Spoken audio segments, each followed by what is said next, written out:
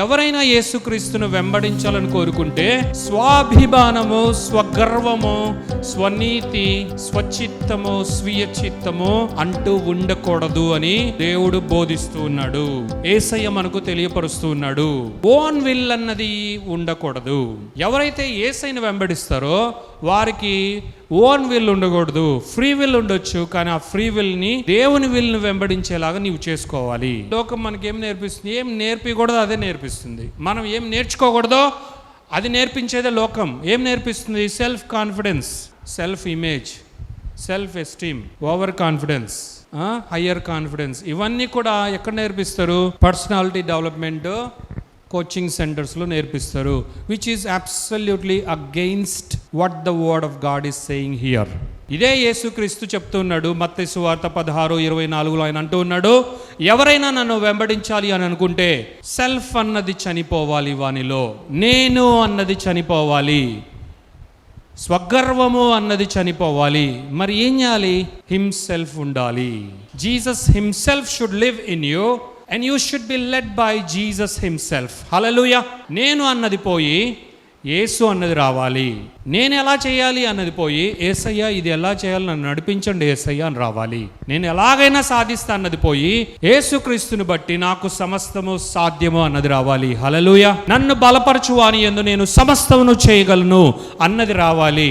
నేను ఏదైనా చేయగలను, ఎందుకంటే పర్సనాలిటీ క్లాసెస్ తీసుకున్నాను 10,000 కట్టి అన్నది రాకూడదు. It is just about Jesus. యేసుక్రీస్తుని బట్టి నేను ఇది చేయగలను, యేసుక్రీస్తుకు సమస్తము సాధ్యము. అయితే ఆయన బిడ్డన అయి ఉండగా, ఆయన యందు నేను విశ్వాసం ఉంచుచూ ఉండగా, ఆయనతో నాకు కూడా ఆయన శక్తిని బట్టి సాధ్యమే అని మనము విశ్వసించాలి. ఇదే దేవుడు కోరుకుంటున్నాడు. దేవునికి మహిమ కలుగును గాక. మరి అలా చేస్తూ మన సిలువనెత్తుకొని ఆయన మనము వెంబడించాలి అని దేవుడు కోరుకుంటున్నాడు. హల్లెలూయా. మన సిలువనెత్తుకొని ఆయన వెంబడించడం అంటే సిలువ లాంటి, యేసయ్యకు ఎలాంటి సిలువ శ్రమ వచ్చిందో, సిలువ లాంటి హింస వచ్చిందో, అలాంటి సిట్యువేషన్ సర్కమ్స్టెన్సెస్ ఆయన ఫాలోవర్ అయిన నీకు కూడా వస్తుంది.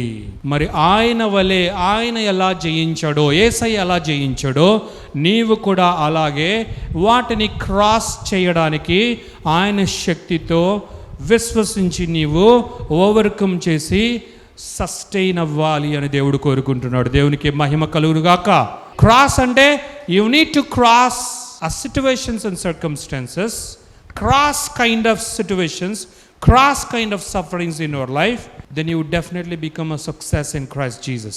నీ సిలువను నీవు ఎత్తుకొని ఆయన వెంబడించడము అంటే, ఆయన్ను వెంబడించుకోనరా, ఆయనకు నీకు అడ్డుగా ఏవి వస్తున్నా ఆయన్ను నీవు ఫాలో అవ్వకుండా, నీకు అడ్డుగా ఏవి వస్తున్నా వాటన్నిటినీ నీవు ఆయన శక్తితో ఓవర్కమ్ చేసి ఆయన నీవు వెంబడించాలి అని దేవుడు కోరుకుంటున్నాడు. హల్లెలూయా, హల్లెలూయా. Then we would definitely experience the life, the fullness of life that God has for us.